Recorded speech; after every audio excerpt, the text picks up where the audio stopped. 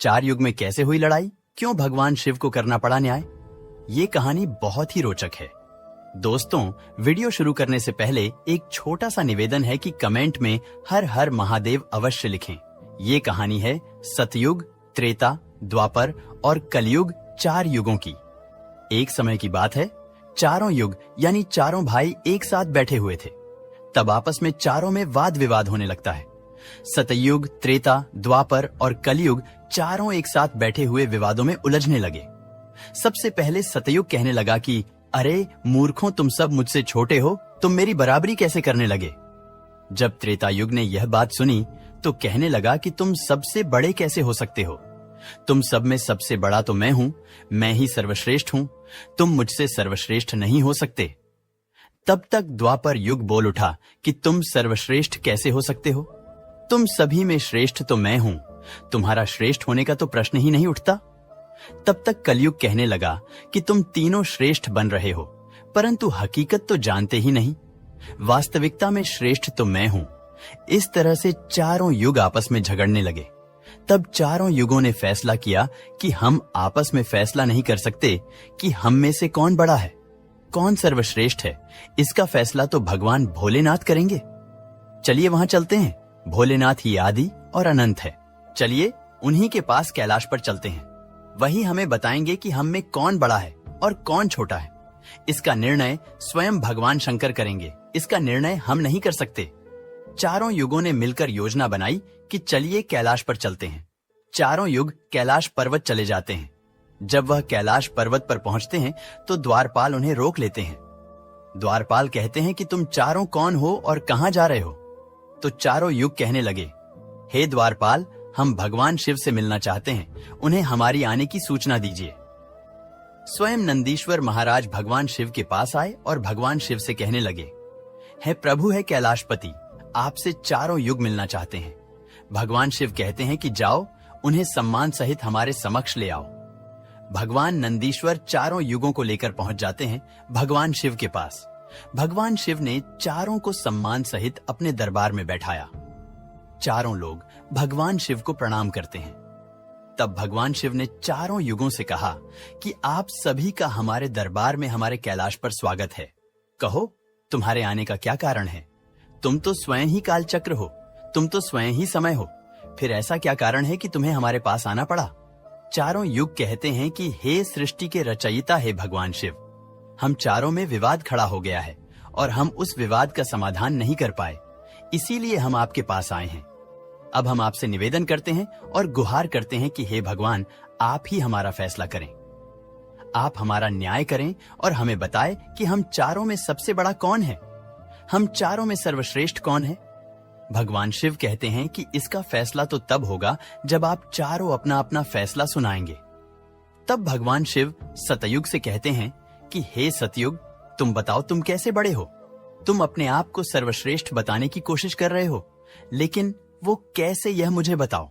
तब भगवान शिव से सतयुग कहता है कि देखिए प्रभु, मेरी आयु सबसे ज्यादा है, मैं 17 लाख वर्ष का हूं और अन्य युग हमसे तो बहुत छोटे हैं, इसीलिए मैं इन सभी से लंबी आयु का हूं। तब तक कलयुग बोल उठा, कहने लगा कि हे प्रभु, मैंने तो यही सुना है कि व्यक्ति कभी आयु से बड़ा नहीं होता, व्यक्ति तो गुणों से बड़ा होता है। भगवान शिव ने कलयुग की दलील को माना और सतयुग से कहा कि सतयुग, तुम इस तरह तो बड़े नहीं हो सकते। सतयुग कहने लगा कि हे प्रभु, मेरे युग में जो व्यक्ति हुए वो बड़े ही बलवान हुए, बड़े ही पराक्रमी हुए, वे पृथ्वी को उठा ले जाए, ऐसे पराक्रमी और बलवान थे। और मेरे राज्य में भगवान श्री हरि विष्णु ने कई अवतार लिए।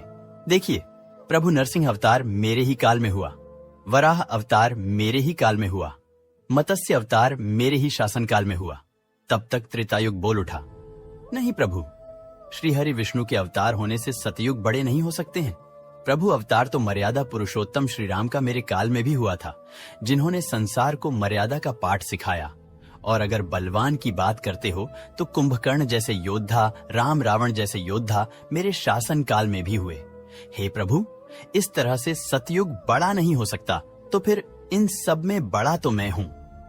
जब यह बात द्वापर युग ने सुनी तो द्वापर युग कहने लगे कि हे प्रभु, दोनों बड़े बन रहे हैं, परंतु ये दोनों बड़े कैसे हो सकते हैं। देखिए प्रभु, आप जानते हैं कि जब मेरा शासन काल आया तो मेरे काल में तो भगवान श्री कृष्ण जैसे अवतार पैदा हुए जो कि 16 कलाओं से संपूर्ण परब्रह्म परमेश्वर थे, जिन्होंने विराट रूप दिखाया। वैसा विराट रूप तो साक्षात भगवान विष्णु भी नहीं दिखा सकते। हे भगवंत, अगर योद्धाओं की बात करते हैं तो मेरे शासनकाल में बड़े बड़े योद्धा कर्ण, एकलव्य, गुरु द्रोण, जरासंध, भीष्म पितामह और अर्जुन, भीम, युधिष्ठिर, नकुल, सहदेव मेरे ही शासनकाल में हुए थे। प्रभु बलराम स्वयं मेरे ही शासनकाल में हुए थे। तो बताइए, प्रभु की मेरे शासनकाल में कौन सा योद्धा इनके योद्धाओं से कम था? हे प्रभु, इन सब में तो मैं बड़ा हूं। तब तक कलयुग बोल उठा। कलयुग कहता है कि हे प्रभु, मैं इनकी बातें मान लेता हूं। इनके शासनकाल में जो भी योद्धा हुए, जो भी अवतार हुए, उनमें कई कमजोरियां पाई गई थीं, और जिनके शासनकाल में कमजोरी वाले मनुष्य हो, वो सर्वश्रेष्ठ कैसे हो सकता है? कलयुग कहने लगा कि नहीं भगवान, मेरा शासनकाल सबसे अच्छा है। मेरे युग में व्यक्ति के भोग विलास के लिए कई सुविधाएं हैं। अच्छे अच्छे और नई नई तकनीकों से परिपूर्ण मेरा युग, मेरा शासनकाल सभी में सर्वश्रेष्ठ है। जब भगवान शिव ने चारों युग, सतयुग, त्रेता, द्वापर और कलयुग की वाणी सुनी, चारों के उत्तर सुने, चारों की बहस सुनी, तो भगवान शिव अपने मन में विचार करने लगे और सोचने लगे कि इनका फैसला कैसे किया जाए। पास में ही माता पार्वती बैठी थी। माता पार्वती कहती है कि हे प्रभु, अगर आप ही इनका फैसला नहीं कर पाए तो फिर इनका फैसला कौन करेगा? फिर तो चारों भाई आपस में ही मर जाएंगे। हे महादेव, इसीलिए आप ही इनका फैसला कीजिए। सभी देवता मिलकर भगवान शिव से कहने लगे कि हे भोलेनाथ, आप ही इनका फैसला करें, नहीं तो चारों युग अगर आपस में लड़ने लगे तो फिर क्या होगा? सृष्टि का कालचक्र रुक जाएगा, समय का प्रवाह रुक जाएगा। भोलेनाथ, आप ही कुछ कीजिए। भगवान शिव कहते हैं कि ठीक है, मैं समस्त गणों की बात मानता हूं, मैं इन चारों युगों का फैसला करूंगा। भगवान शिव ने चारों लोगों से कहा कि चलो ठीक है, मैं तुम चारों की परीक्षा लूंगा और जो परीक्षा में सफल हुआ वही सबसे बड़ा होगा। सतयुग बोल उठा कि है भगवंत, आप जो चाहे वह परीक्षा ले लीजिए, लेकिन सबसे बड़ा तो मैं ही रहूंगा। कलयुग कहता है, हे प्रभु, हम भी परीक्षा देने के लिए तैयार है, आप तो बस परीक्षा लीजिए। चारों युग परीक्षा देने के लिए तैयार हो जाते हैं। भगवान शिव ने 100 टन वजन का एक लोहे का परसा लिया और कैलाश पर्वत के नीचे एक तलहटी में रख दिया और उस परसा के पास में ही एक चावल का ढेर लगा दिया। भगवान शिव ने चारों युगों को बुलाया और कहा कि तुम चारों की परीक्षा अभी हो जाएगी। भगवान शिव सतयुग से कहते हैं कि सतयुग, मेरे 500 गण यहाँ बैठे हैं और इस परसा में रखे हुए चावल को बनाना है, तो इन चावलों को तुम्हारे युग का व्यक्ति ही बनाएगा और मेरे यहाँ जितने गण हैं वो सब भोजन करेंगे। भगवान शिव कहते हैं कि हे सतयुग, तुम तुम्हारे युग का व्यक्ति बुलाओ और उसे भोजन बनाने के लिए भेज दो। हम सभी लोग यहाँ खड़े होकर देख रहे हैं। जब भगवान शिव की बात सतयुग ने सुनी तो एक बहुत बड़ा बलवान योद्धा सतयुग ने बुलाया और कहा कि जाओ बेटे, इस परसा में चावल बनाओ और बना करके भगवान शिव के इन सभी गणों को भोजन कराओ। अपने महाराज का आदेश सुनकर के सतयुग का आदमी चलता है और वहां आकर के देखता है कि उस परसे का भार 100 टन से ऊपर है, हजारों मन से ऊपर का परसा है। पर वह तो सतयुग के युग का व्यक्ति था, वह बड़ा ही बलवान था। उसने एक बहुत बड़ी भट्टी खोदी। भट्टी खोदने के बाद पेड़ों को तोड़ करके लाया और उसने अग्नि जलाई। अग्नि जलाने के बाद परसे को एक हाथ से उठाया और उठा करके भट्टी पर रख दिया और चावल उठाया और परसा में डाल दिया, पानी डाल दिया और चावल बना दिया। जब बहुत विशाल परसा में चावल बन गए तो उस व्यक्ति ने, जो सतयुग का था, समस्त गणों को बैठाया, पत्तल दिया और चावलों से भोजन करा दिया। अपना कार्य पूरा करके वह अपने मालिक सतयुग के पास आया और कहने लगा कि हे प्रभु, मैं जा रहा हूं, अब मेरा काम हो गया है। भगवान विष्णु और अन्य लोग यह सब देख रहे थे। फिर भगवान शिव त्रेतायुग से कहते हैं कि हे त्रेता, तुम अपने युग के व्यक्ति को भेजो और यह परसा जो रखा हुआ है इसे मैं अपनी माया से हटा देता हूं और इसी के समान दूसरा परसा बना देता हूं। अब तुम अपने युग के व्यक्ति से इस चावल को बनवाओ और मेरे 500 गणों को भोजन करवाओ।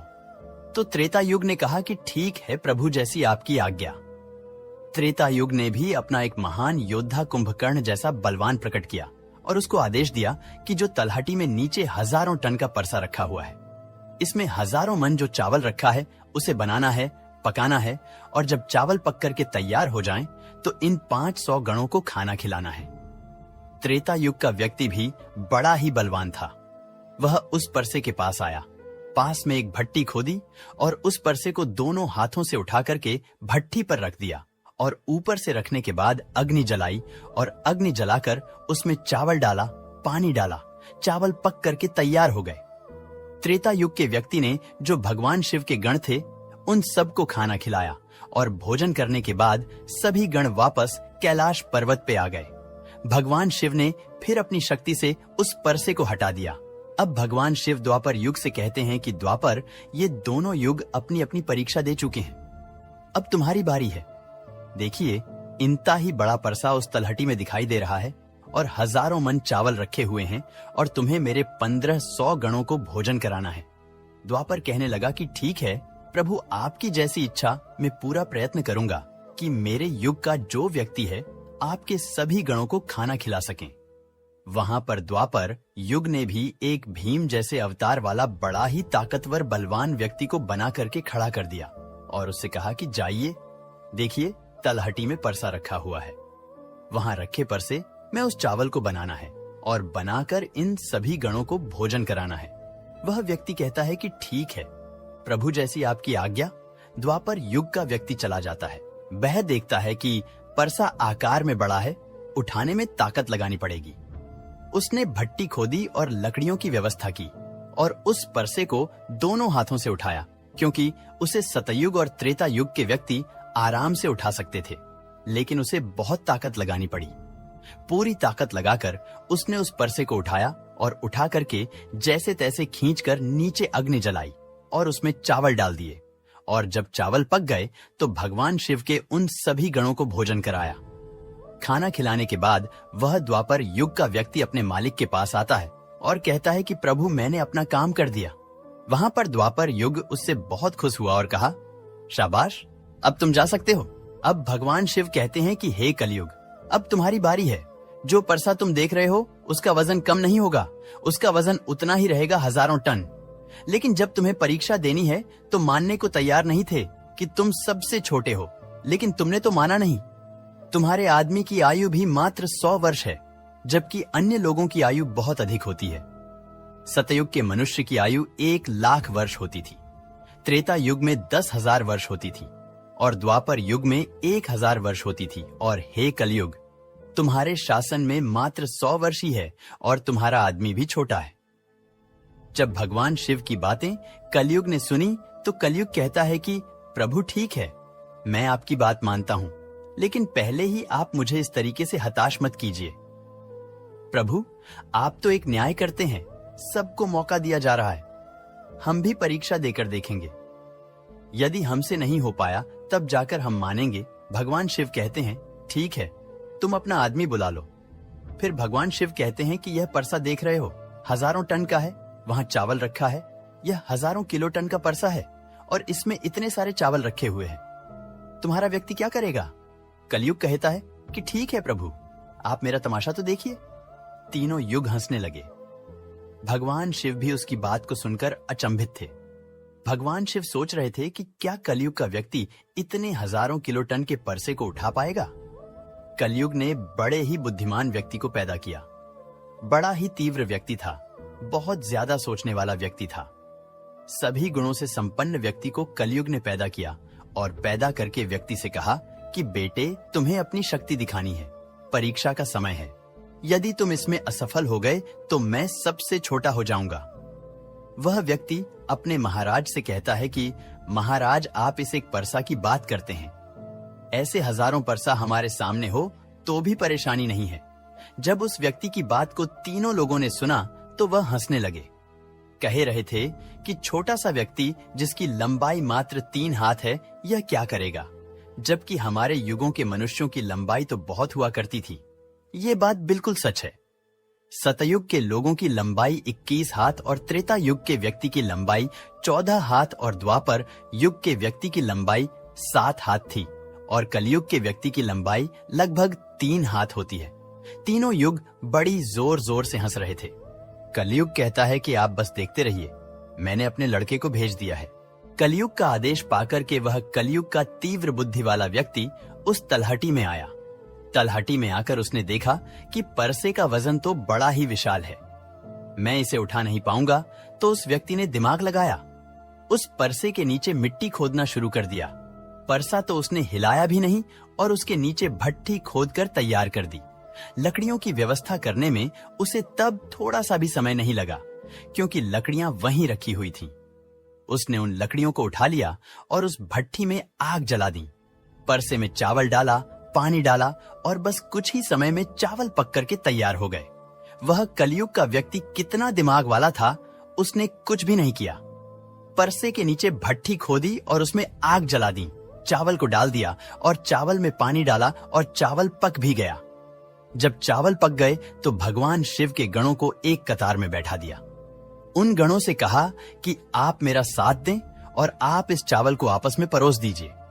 भगवान शिव के 4 विशाल गण चलते हैं और उन चावलों को बाल्टियों में भर भर के सभी गणों को परोस दिया।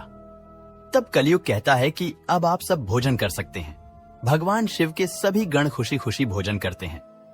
कलयुग के मनुष्य ने उन 4 शेष बचे गणों को भी भोजन कराया। भोजन कराने के बाद उस परसे को साफ किया और परसा वहीं छोड़ दिया और उसका काम पूरा हो गया। वो अपने महाराज कलयुग के पास आया और आकर के कलयुग से कहा कि हे प्रभु, मैंने आपका काम कर दिया है। कलयुग बहुत खुश था, कहने लगा, शाबाश, आपने मेरी लाज रख ली, आपने मेरी परीक्षा पास कर ली। भगवान शिव और तीनों युग देखकर अचंभित रह गए। कलयुग कहने लगा कि हे भगवान शिव, अब आप निर्णय कीजिए कि हम में से बड़ा कौन है।